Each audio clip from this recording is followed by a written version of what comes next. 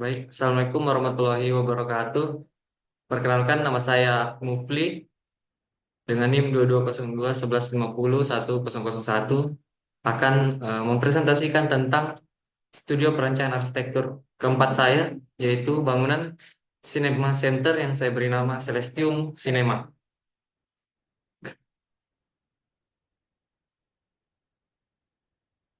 Cinema Center, pembangunan Cinema Center di Kota Makassar merupakan salah satu inisiatif strategis yang bertujuan untuk memenuhi kebutuhan masyarakat, sekaligus mendorong pertumbuhan ekonomi dan pengembangan infrastruktur perkotaan. Kota Makassar sebagai salah satu kota metropolitan di Indonesia terus mengalami pertumbuhan pesat dalam berbagai sektor, termasuk ekonomi, populasi, dan urbanisasi. Oleh karena itu, keberadaan fasilitas yang mendukung hiburan, rekreasi, dan interaksi sosial menjadi semakin penting. Dari perspektif fungsi bangunan Cinema Center memiliki peran vital dalam beberapa aspek, yaitu yang pertama kebutuhan hiburan dan rekreasi. Seiring dengan meningkatnya populasi dan standar hidup masyarakat, kebutuhan akan fasilitas hiburan jauh meningkat. Kota Makassar sebagai pusat perdagangan dan bisnis di kawasan timur Indonesia menarik banyak penduduk urban yang membutuhkan sarana untuk melepas penat dari aktivitas sehari-hari. Pembangunan Cinema Center menjadi salah satu solusi untuk memenuhi kebutuhan ini. Dengan adanya Cinema Center, masyarakat dapat menikmati hiburan visual melalui berbagai film lokal maupun internasional yang sedang tayang. Hal ini memberikan alternatif hiburan yang dapat diakses oleh berbagai kalangan, baik anak-anak, remaja, hingga orang dewasa. Kehadiran Cinema Center juga meningkatkan kualitas hidup masyarakat karena memberikan ruang bagi rekreasi yang mudah diakses dan terjangkau. Kedua, pengembangan ekonomi lokal. Fungsi ekonomi dari pembangunan Cinema Center tidak bisa diabaikan. Pusat hiburan seperti ini berpotensi menjadi penggerak ekonomi lokal dengan menciptakan lapangan kerja baru, baik di sektor konstruksi, pengelolaan bioskop, maupun bisnis pendukung seperti restoran, kafe, dan toko-toko di sekitar kawasan tersebut. Kehadiran pengunjung yang memadati Cinema Center akan memberikan multiplier efek bagi bisnis-bisnis lain di sekitarnya, sehingga mempercepat perputaran ekonomi lokal. Selain itu, Cinema Center dapat menjadi daya tarik bagi investor dan pengusaha untuk berinvestasi dalam bidang hiburan dan retail yang ada pada akhirnya mendukung pengembangan ekonomi daerah. Yang ketiga, fasilitas sosial dan budaya. Selain sebagai tempat hiburan, Cinema Center juga memiliki fungsi sosial dan budaya yang penting. Bioskop seringkali menjadi tempat di mana masyarakat dapat berkumpul dan menikmati produk seni visual seperti film.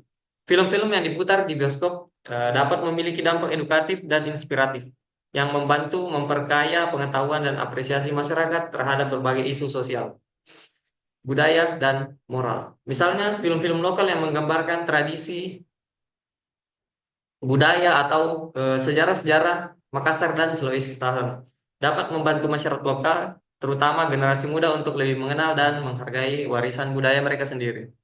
Cinema Center juga dapat berfungsi sebagai sarana untuk memperkenalkan film-film internasional, memperluas wawasan penonton akan dunia di luar lingkungan mereka. Kemudian yang keempat, peningkatan infrastruktur perkotaan. Proyek pembangunan Cinema Center tidak hanya berfungsi sebagai sarana hiburan, tetapi juga berkontribusi pada pengembangan infrastruktur perkotaan. Sebagai bangunan komersial, Cinema Center biasanya dibangun di kawasan yang strategis dengan akses jalan yang baik dan fasilitas pendukung seperti lahan parkir, ruang publik, dan transportasi umum. Pembangunan ini secara tidak langsung membantu memperbaiki kualitas infrastruktur di sekitarnya, menjadikannya lebih nyaman dan teratur untuk dikunjungi oleh masyarakat. Selain itu, peningkatan tata ruang kota melalui pembangunan pusat-pusat komersial yang terencana dengan baik dapat mendukung penataan kota yang lebih modern dan efisien. Terakhir, dukungan terhadap pariwisata, yaitu Kota Makassar memiliki potensi besar dalam sektor pariwisata, baik dari wisata alam maupun budaya. Keberadaan Cinema Center di tengah kota dapat menjadi daya tarik tersendiri bagi para wisatawan, terutama wisatawan domestik yang mencari hiburan modern selama mereka berada di kota. Selain itu, Cinema Center dapat menjadi bagian dari promosi pariwisata dengan cara menyelenggarakan festival film, pemutaran film-film dokumenter tentang budaya dan pariwisata Makassar, atau bahkan mempromosikan produk-produk lokal melalui media film. Dengan demikian, Cinema Center juga berfungsi sebagai sarana promosi budaya lokal ke khayalak yang lebih luas, baik nasional maupun internasional. Kemudian latar belakang dibangunnya Cinema Center saya, yaitu di Kota Makassar dipilih sebagai lokasi pembangunan Cinema Center karena memiliki kombinasi faktor yang mendukung pertumbuhan proyek hiburan modern ini. Dengan pertumbuhan ekonomi yang pesat, meningkatnya populasi urban, aksesibilitas yang baik, serta kebutuhan masyarakat akan hiburan berkualitas, Makassar menjadi pasar yang potensial bagi perkembangan industri bioskop. Selain itu, potensi wisata dan dukungan pemerintah daerah semakin memperkuat alasan untuk membangun Cinema Center di kota ini. Dengan kehadiran Cinema Center, Makassar tidak hanya memperkaya fasilitas hiburannya, tetapi juga berkontribusi dalam mendukung industri kreatif dan pariwisata lokal. Kemudian gambaran proyek dari perancangan Cinema Center. Latar belakang dari proyek ini yaitu Kota Makassar. Kota Makassar atau biasa disebut Ujung Pandang 1971 sampai 1999 merupakan ibu kota Provinsi Sulawesi Selatan yang telah mengalami pertumbuhan signifikan dalam beberapa tahun terakhir. Makassar merupakan kota terbesar keempat di Indonesia dan terbesar di kawasan timur Indonesia. Sebagai pusat pelayanan di kawasan timur Indonesia, Kota Makassar berperan sebagai pusat perdagangan dan jasa, pusat kegiatan industri, pusat kegiatan pemerintahan, simpul jasa angkutan barang dan penumpang baik darat, laut maupun udara, dan pusat pelayanan pendidikan dan kesehatan.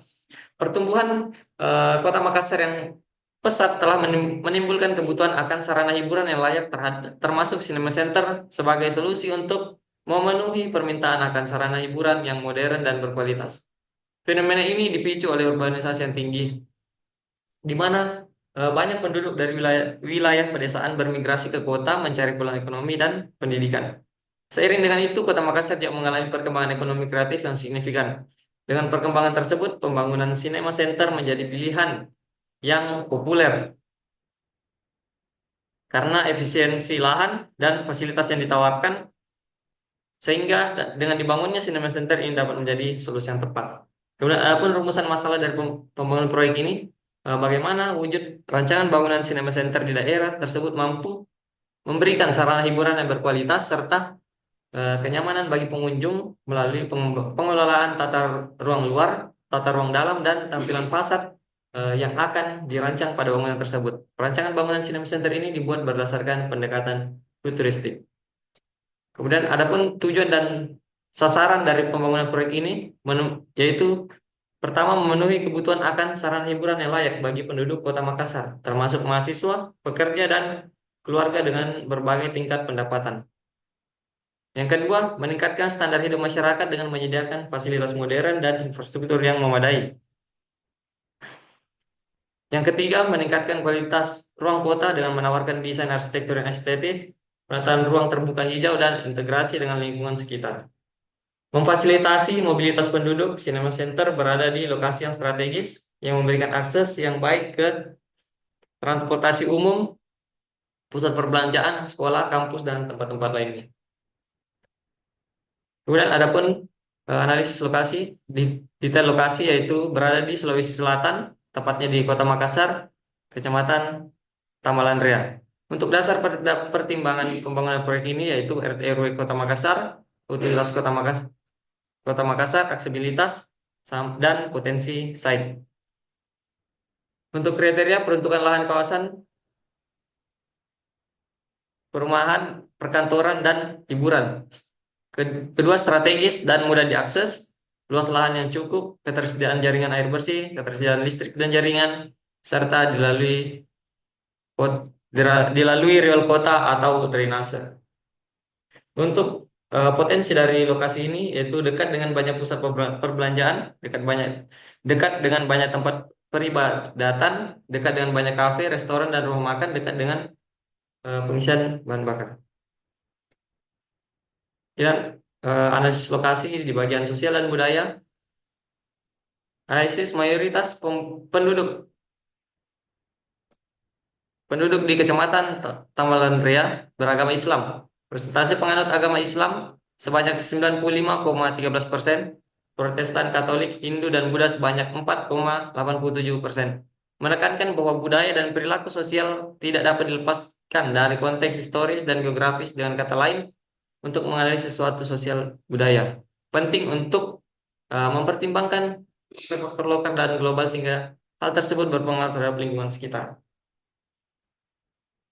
Kemudian mengaitkan analisis budaya dengan proses perubahan sosial. Juga adanya pendapat bahwa pemahaman tentang nilai-nilai budaya dan norma-norma sosial dapat membantu menjelaskan dinamika dan perubahan yang terjadi di sekitar lokasi. Menyoroti penting dan pemberdayaan individu dan komunitas dalam konteks sosial budaya, serta percaya bahwa partisipasi aktif dalam proses sosial dapat membawa perubahan dan pembaruan dalam masyarakat.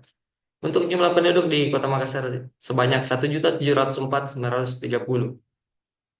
Untuk budaya lokal yang ada di Makassar, yaitu Makassar memiliki sejumlah budaya lokal khas seperti apalili, merupakan tradisi upacara adat yang dilakukan sebelum menanam padi di area persawahan. Kemudian ada Masoko Bola, merupakan tradisi yang dilaksanakan dalam rangka memindahkan rumah yang terbuat dari kayu secara gotong royong. Kemudian terakhir ada uang panai, merupakan uang yang diberikan oleh pihak mempelai laki-laki untuk membayar pernikahan pihak perempuan. Adapun output yang perlunya memperdayakan individu dan komunitas partisipasi dalam berbagai proses sosial dan budaya dianggap kunci untuk menciptakan perubahan yang berkelanjutan. Untuk analisis lokasi bagian iklim dan cuaca, analisis Kota Makassar memiliki iklim tropis dengan musim hujan dan kemarau yang jelas, dipengaruhi oleh fenomena osilasi selatan. Curah hujan tahunan rata-rata mencapai 3.000 mm dengan bulan terbasah pada Desember, Januari, November, Maret, dan Februari, serta bulan terkering pada Juli dan Agustus. Suhu rata-rata tahunan berkisar antara 27 derajat Celcius hingga 29 derajat Celcius. Dengan suhu tertinggi terjadi pada bulan Oktober, sedangkan suhu terendah terjadi pada bulan Januari dan Februari. Kelembapan udara rata-rata tahunan mencapai 75% dengan bulan terkering pada Juli dan Agustus serta bulan terlembab pada Desember dan Januari. Untuk permasalahan pada cuaca, itu kelembapan yang tinggi dapat meningkatkan pertumbuhan jamur dan juga dapat merusak bangunan dan isinya. Kemudian tingginya curah hujan dapat meningkatkan resiko terjadinya banjir.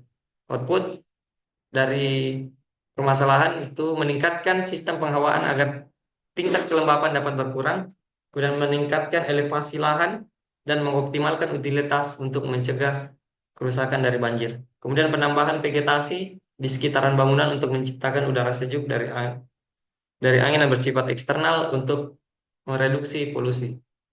Kemudian yang terakhir membuat sistem pengolahan air hujan memanfaatkan yang bisa digunakan kembali untuk sirkulasi air vegetasi. Dan analisis matahari dan angin. Analisis lokasi tapak disinari langsung oleh matahari selama 12 jam. Hal ini akan mempengaruhi suhu di dalam bangunan. Arah angin berasal dari barat. Hal ini dapat dimanfaatkan untuk menetapkan bukaan pada bangunan.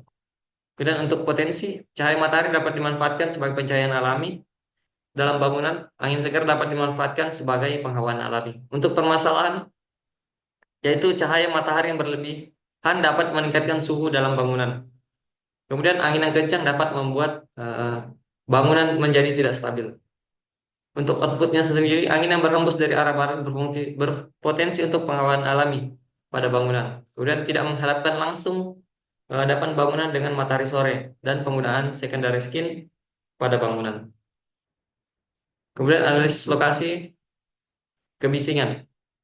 Analisis tujuan menganalisis sumber kebisingan dalam perancangan bioskop adalah untuk meningkatkan kenyamanan akustik, memastikan suara yang optimal, serta meminimalisir gangguan suara eksternal. Analisis ini juga membantu memilih material yang mendukung efisiensi energi, sekaligus memastikan bangunan mematuhi regulasi kebisingan.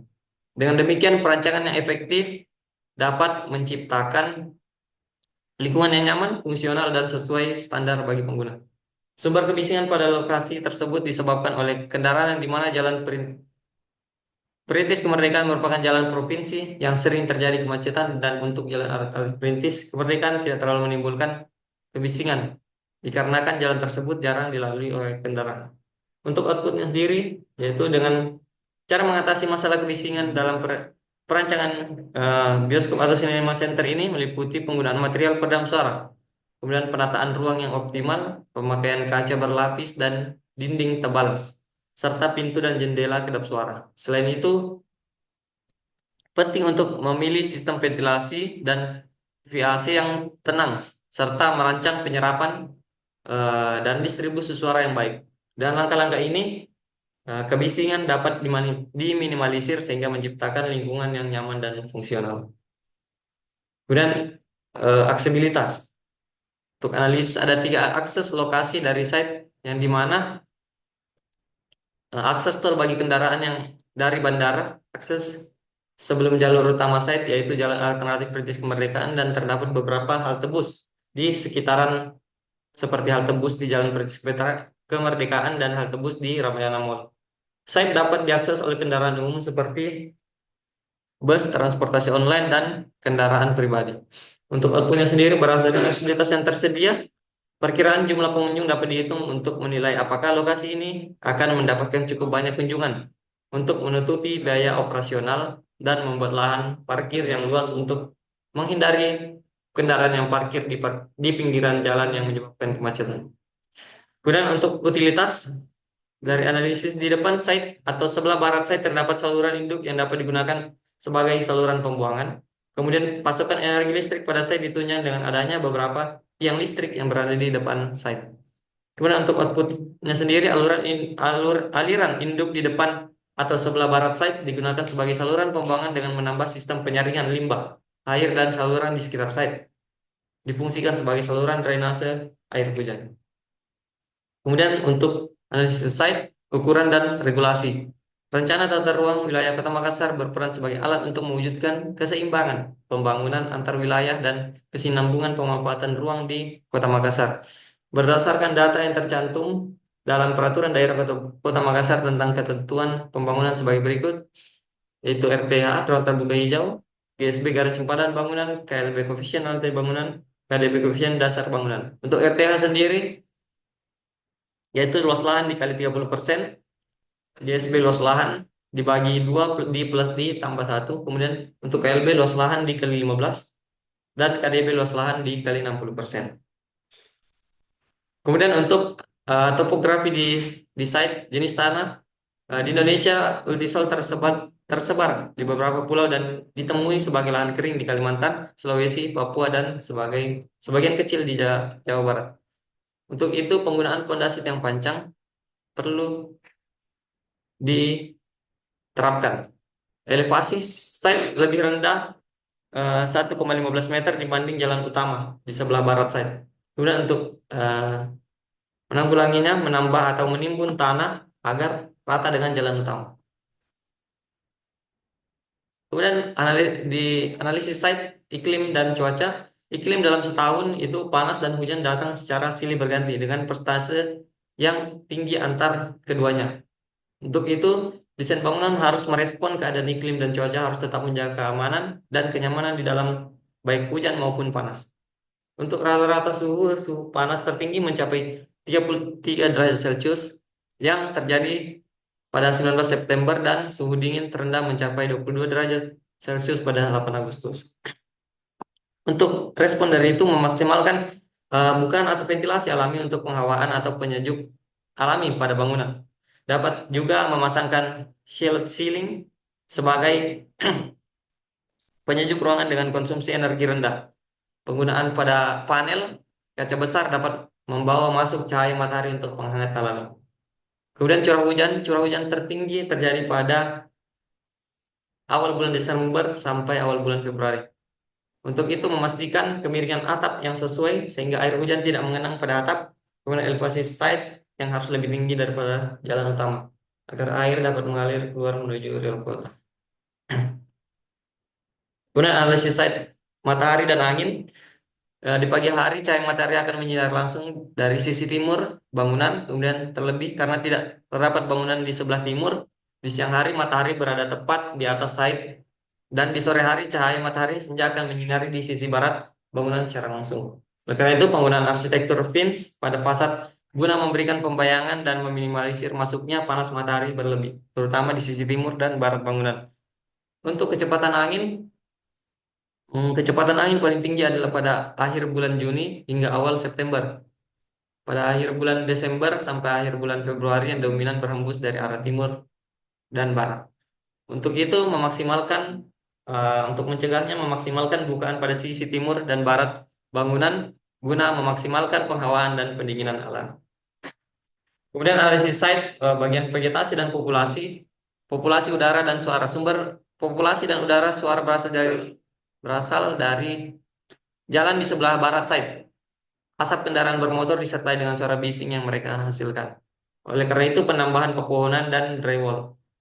Penambahan pohon termbesi adalah penyerap karbon yang baik, namun hanya dapat meredam kebisingan untuk lantai dasar saja.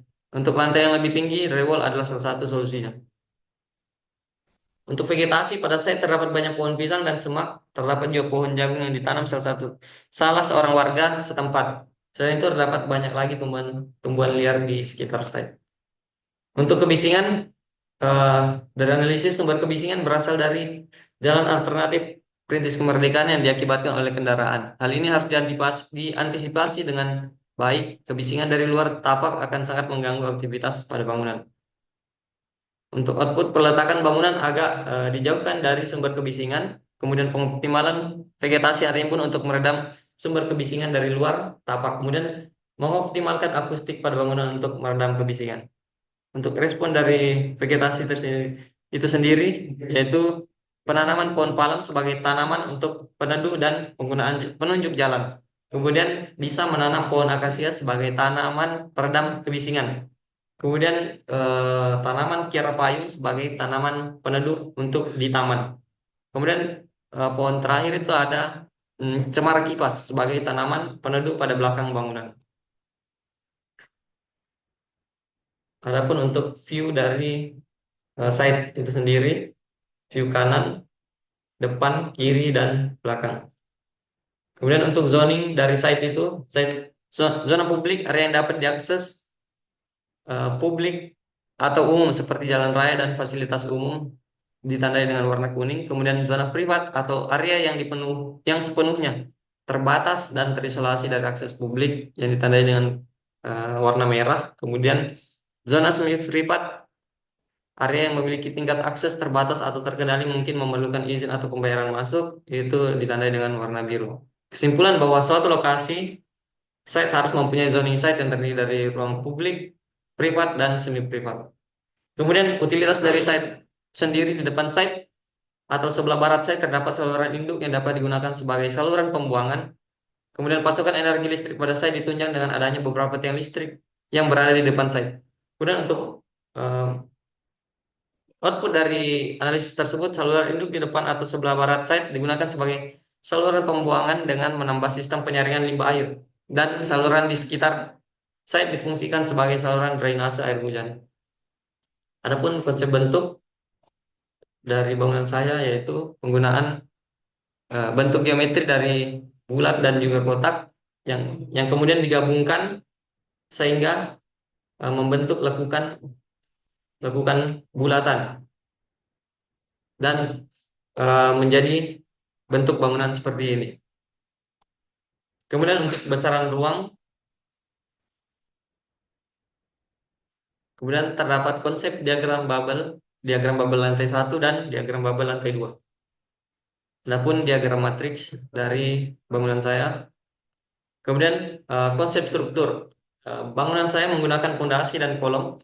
Pondasi yang digunakan yaitu tiang pancang. Dalam perencanaan, dalam membuat sebuah pekerjaan konstruksi bangunan gedung maupun konstruksi lainnya, banyak elemen-elemen yang dibutuhkan, apalagi menyangkut masalah ketahanan bangunan yang tergantung pada jenis pondasi yang akan digunakan nantinya. Salah satu jenis pondasi yang biasa digunakan untuk bangunan tinggi adalah pondasi tiang pancang. Pondasi tiang pancang tersebut yang paling mudah dipakai karena jenis pondasi ini dapat dilakukan secara precast dan kualitasnya dapat lebih terkontrol dibandingkan jenis pondasi dalam lainnya. Pondasi tiang pancang merupakan pondasi tiang yang dibuat terlebih dahulu biasanya dari beton fabrikasi, kemudian dimasukkan ke dalam tanah dengan cara dipancang hingga mencapai kedalaman tertentu sesuai dengan perencanaan yang sudah direncanakan. Kemudian penggunaan kolom utama Kolom utama merupakan elemen struktur utama yang berfungsi untuk menopang beban vertikal bangunan secara keseluruhan. Kolom ini biasanya memiliki ukuran yang lebih besar dan konstruksi yang lebih kokoh dibandingkan dengan kolom praktis. Letaknya pun seringkali terlihat jelas dari luar bangunan. Untuk fungsi dari kolom utama itu menopang beban dari lantai, atap, dan elemen struktur lainnya. Kemudian mendistribusikan beban ke pondasi secara merata, kemudian menjaga kestabilan bangunan secara keseluruhan. Kemudian konsep struktur yaitu menggunakan struktur bentar lebar space truss. Space truss adalah suatu struktur rangka 3 dimensi yang terdiri dari elemen-elemen batang yang saling terhubung di titik-titik simpul dan membentuk pola geometris tertentu. Space truss biasanya digunakan untuk mendistribusikan beban secara merata ke semua elemen penyusunnya. Struktur 3 dimensi tidak seperti truss biasa rangka 2 dimensi. Space truss bekerja dalam ruang 3 dimensi XYZ sehingga dapat menahan beban dari berbagai arah. Komponen batang-batangnya umumnya berbentuk pipa atau profil baja yang saling terhubung di simpul-simpul. Kemudian simpulnya, sambungan pada titik simpul biasanya dianggap sebagai sambungan sendi, sehingga momen pada simpul tidak dipertimbangkan. Kemudian penggunaan sistem fasad yaitu menggunakan fasad ACP yang terdiri dari panel komposit yang dibuat dari 2 lapisan aluminium yang mengapit sebuah inti, biasanya terbuat dari polietilen atau material tahan api. Keunikan struktur ini membuat ACP sangat ringan, namun tetap menawarkan kekuatan yang tinggi serta ketahanan yang luar biasa terhadap pengaruh cuaca dan korosi. Alasan penggunaan fasad ACP yaitu karena bobotnya ringan. Kelebihan utama dari ACP adalah ringan yang memungkinkan pemasangan yang lebih cepat dan mudah serta mengurangi beban struktural pada bangunan. Kemudian durabilitasnya. Aluminium adalah material yang tahan lama dan tahan terhadap korosi, menjadikan ACP pilihan ideal untuk fasad yang memerlukan sedikit perawatan dalam jangka panjang. Kemudian estetika variatif dengan pilihan warna dan tekstur yang hampir tidak terbatas, ACP memungkinkan desainer menciptakan tampilan yang bisa disesuaikan dengan berbagai tema arsitektur. Kemudian pemeliharaan yang mudah. Permukaan ACP yang halus memudahkan proses pembersihan, menjadikan material ini ideal untuk bangunan yang membutuhkan tampilan bersih dan profesional. Kemudian fasad ACP injoin tahan api. Versi ACP dengan inti tahan api menyediakan keamanan tambahan, mengurangi resiko penyebaran api pada bangunan.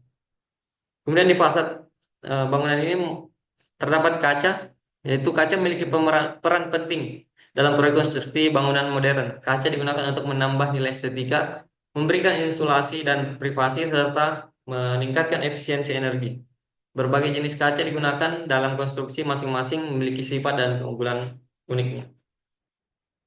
Adapun side plan dari bangunan Cinema Center saya, kemudian Dena dari basement, kemudian Dena dari lantai 1 bangunan saya, dan Dena lantai 2. Kemudian ada potongan A dari bangunan Cinema Center, kemudian potongan BB dari Cinema Center. Adapun tampak depan dan belakang dari bangunan Cinema Center saya. Kemudian tampak kanan dan kiri pada bangunan Cinema Center, dan perspektif pertama dan perspektif kedua dari bangunan saya. Mungkin sekian dari presentasi saya pada hari ini. Kurang lebihnya mohon dimaafkan. Wassalamualaikum warahmatullahi wabarakatuh.